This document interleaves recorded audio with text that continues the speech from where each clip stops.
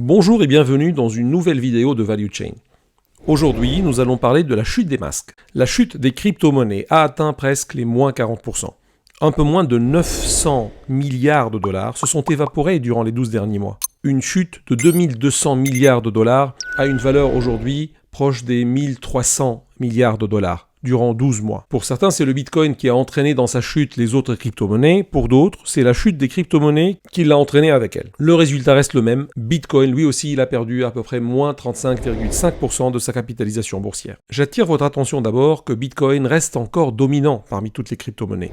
Il détient à lui seul 42% du total du market cap, suivi par Ethereum bien sûr. Remarquez aussi que sa part est restée stable depuis plus d'un an. Cette chute a causé des désastres pour certains cryptoactifs, comme ici le projet qui s'appelle Terra, qui a chuté 1 Terra valait $120 depuis quelques jours, aujourd'hui il vaut quasiment rien. Le projet Terra n'était pas seul, c'est un projet lié avec une autre crypto-monnaie qui s'appelle Luna, Terra et Luna, et ils avaient aussi en plus un stablecoin, c'est le stablecoin UST, un stablecoin qui était censé avoir une valeur stable par rapport au dollar, et il n'a pas réussi à maintenir sa parité avec le dollar, suite au stress sur les marchés. Il a chuté d'une valeur qui était stable de $1 à 65 centimes aujourd'hui. En revanche, d'autres stablecoins comme Tether ou bien DAI, eux ont réussi à maintenir la parité avec le dollar. Nous voyons ici le DAI qui est toujours égal à 0,99$. Nous pouvons en conclure que les stablecoins algorithmiques, ce qui veut dire qu'ils ne sont pas du tout collatéralisés, c'est des crypto-actifs stables par rapport au dollar sans qu'ils aient aucun collatéral en face dans les monnaies fiat. Ils ont en revanche des collatéraux en d'autres crypto-actifs. Eh bien, les stablecoins algorithmiques ont bien réussi à mieux tenir le choc et à maintenir leur parité malgré les grandes demandes. Une analyse sur la blockchain montre qu'il y a eu une entrée sur les exchanges d'environ 15 milliards de dollars. Ce sont probablement des bitcoins qui étaient détenus sur des clés Ledger par exemple, donc en self-custody, qui sont venus rentrer sur des exchanges. Et d'ailleurs, on voit que la majorité, elle a quitté les exchanges. Elle a été convertie, elle est sortie de bitcoin pour être soit convertie en stablecoin ou sortir en monnaie fiat. Et là, on voit que le montant qui est sorti,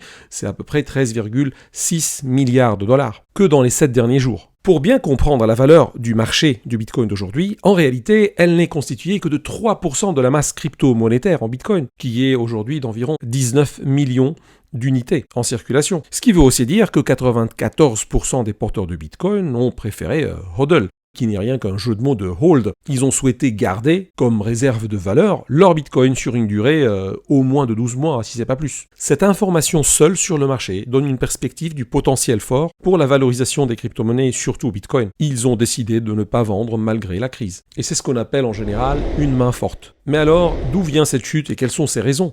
Il semblerait que les raisons principales proviennent des banques centrales, notamment la Fed ou par exemple la Banque centrale du Canada, qui ont décidé d'augmenter enfin leur taux d'intérêt, ce qui peut ramener une attractivité pour les investisseurs à placer leurs capitaux en obligations ou en trésor. Pour rappel, les taux d'intérêt étaient quasiment nuls, elles sont même négatifs en Europe. Mais attention, la Fed elle-même a alerté qu'elle ne peut pas augmenter d'une façon importante ces taux d'intérêt pour ne pas provoquer une crise économique, augmenter le chômage, accélérer même l'inflation et causer une instabilité boursière encore supérieure.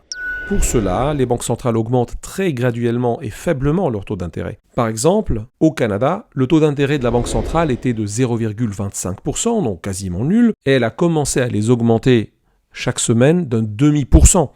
Cette augmentation des taux d'intérêt ne peut pas justifier à elle seule la chute des cryptos. En revanche, c'est une des raisons principales. D'ailleurs, les marchés boursiers aussi ont chuté. Le Nasdaq, par exemple, il a fait moins 28% dans la même période. Ce n'est donc pas un phénomène qui touche uniquement la sphère crypto-monnaie. Nous voyons sur la blockchain de Bitcoin que la moyenne des transactions par bloc, elle est restée relativement stable, elle n'a même pas encore atteint son sommet, et même si les transactions en attente de confirmation ont légèrement augmenté ces derniers jours, elles sont loin d'avoir atteint les sommets historiques. D'autres raisons qui ont aussi contribué à la chute des crypto-monnaies, ce sont surtout des déclarations des banques centrales. Voici par exemple un discours important de Fabio Panetta, membre de l'executive board de la Banque centrale européenne. Dans un discours récent qu'il a donné à Columbia University, il a fait allusion que tout l'écosystème crypto, c'est le Far West, c'est un monde de paris en ligne, et qu'il était urgent de le réguler. D'ailleurs, les projets de réglementation avancent bien. En Europe, le climat n'est pas favorable à la blockchain en général aujourd'hui, avec des projets d'interdiction des stablecoins ou des taux d'intérêt sur des cryptoactifs, ce qui risque de mettre en péril tout la DeFi en Europe, ainsi que l'interdiction de possession privée de crypto-monnaies, ce qu'on appelle la self-custody. Même si toutes ces raisons ont contribué à la chute des valeurs de crypto, ainsi que de la bourse d'ailleurs, beaucoup d'autres indicateurs restent positifs, notamment en termes du développement de la blockchain. Bitcoin Lightning augmente en adoption, Ethereum passe bientôt en Ethereum 2.0 avec le sharding, avec la preuve d'enjeu, pour faire baisser les coûts des transactions et pouvoir traiter beaucoup plus de volumétrie. En cryptographie, le Zero Knowledge Proof avance pour apporter plus de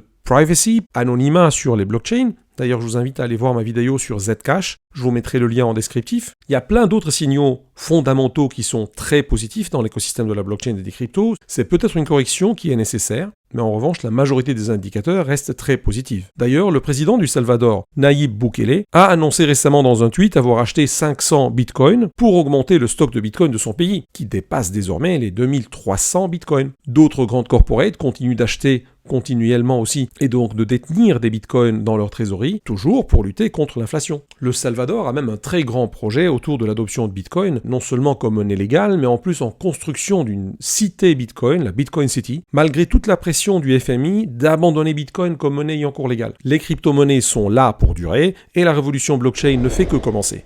C'est une révolution d'Internet. Il est essentiel de créer des projets avec de nouveaux paradigmes décentralisés et même distribués de la blockchain. Pour cela, je vous invite à suivre la formation Blockchain et crypto-paiement. Le lien sera dans la description de la vidéo. Et pour terminer, je vous rappelle une citation de Vitalik Buterin, l'inventeur d'Ethereum. La blockchain, ce sont des Lego Mindstorm pour la construction d'institutions économiques et sociales. Merci pour votre écoute et à la prochaine vidéo.